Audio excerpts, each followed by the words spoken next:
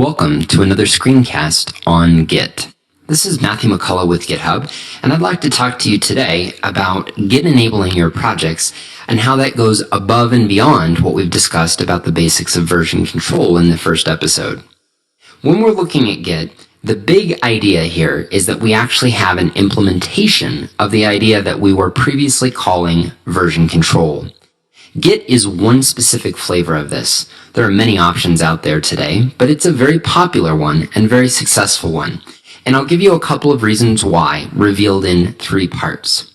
First and foremost, many version control systems require a complicated server setup to be effective.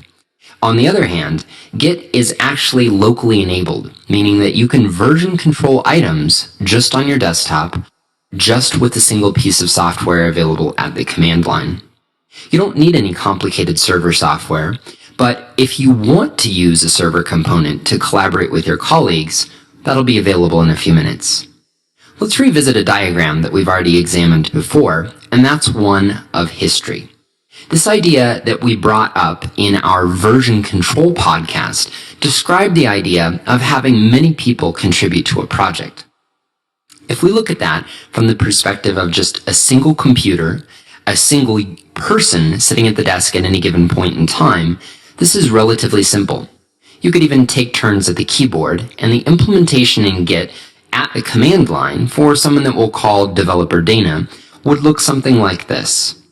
It would start off with the initialization of a project, the setting up of the Git control structures. That's done at the command prompt with a simple git init and then the name of the project. That creates a directory, a folder that can contain the project files as well as the control files that store the historical elements, the history snapshots of your documents, images, source code if you're working with a program. Git add is the command that actually notices the files and puts them into a kind of holding zone, ready to permanently be committed. And then nicely aligning with the word that we just used, commit is the keyword that actually permanently records a historical version or snapshot of the files as they exist at a given point in time. That's a simple use of Git, but we want to take it to the next step when people are actually collaborating in a fashion when they're not at the same machine, when they're not working at the same time. And it actually gets quite a bit more complicated from the conceptual side, but hardly any more complicated from the implementation side of Git. Git is designed from the ground up for team collaboration. Every feature that you see is centered around making this experience simple, easy, being effective for even hundreds of developers. Having this at the core of our tool takes us back to that picture one more time. People working in sequential fashion. However, they really don't work in sequential fashion. It's this more complicated diagram. It's people working at almost different times, but with overlaps, and all wanting to bring back their work to the home base, to have it incorporated in the primary copy of the project. While that's a wonderfully simple way to describe it, it doesn't really model reality. Reality is that people are working at different times, but with slight overlaps, each taking a personal copy of the files, as they see them at a point in time, performing their own enhancements to them, but then bringing them back to the central copy and wanting to unify, the technical term is merge, those changes with the primary copy of the documents, the images, and the source code. It's this overlapping of time and almost parallel work that complicates a lot of matters. The implementation is significantly helped by Git.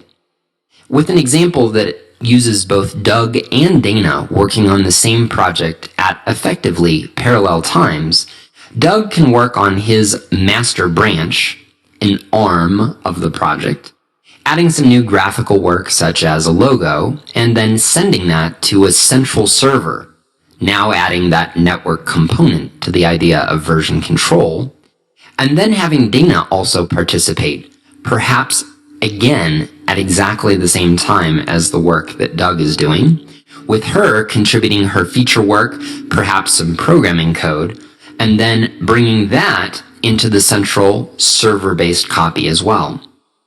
But that last step is the critical one, bringing all the code into a unified set, merging together both Doug and Dana's work.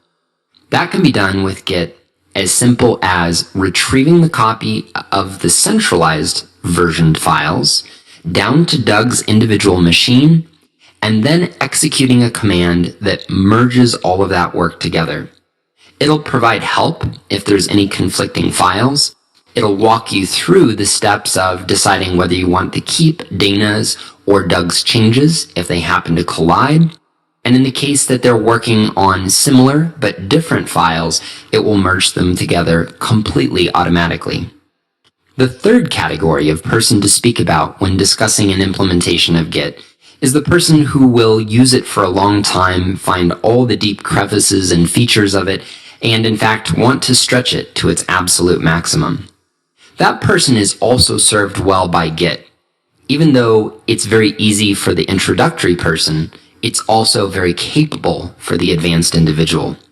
You can find that through its Unix-like structure, the ability to glue together these small programs and use option switches to control the behavior, that it suits the needs of an advanced version control user extremely well. Piece by piece adding of little segments of a document, and the committing of just some of those pieces that were selected, and then a historical graphical representation that can be done even from the command line, showing when people branched files, when they merged them back together, who did what when, on which date. All of these option switches, which at the moment for a beginner might seem intimidating, are actually extremely satisfying to the advanced user. Git serves both ends of the spectrum extremely well. Version control is a simple concept, but it's complicated by the work modes of today. People working in parallel, sometimes on the same files. Git serves that beginning user extremely well.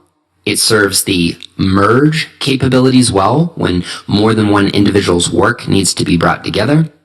And it scales well to the advanced user over time, wanting to have precise control over the commit and over the visualizations through a series of small commands and through a rich set of option switches. Thanks for listening to the concepts behind version control and now specifically applied to Git. I hope you'll join us for our next episode.